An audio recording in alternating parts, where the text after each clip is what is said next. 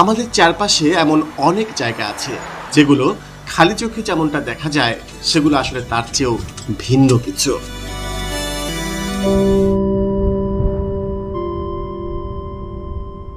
আহসান মঞ্জিল তেমনই একটি ইমারত যার কাঠামোর মধ্যেই লুকিয়ে আছে অকথিত অনেক গল্প।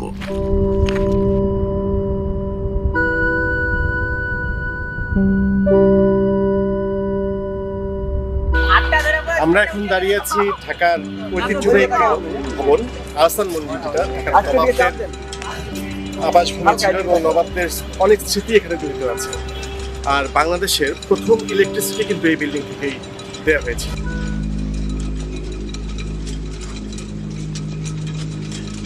আর প্রতিটি কক্ষের ভেতরে যে ইতিহাস লুকানো আছে তা হয়তো আপনার দৃষ্টিকেই পাল্টে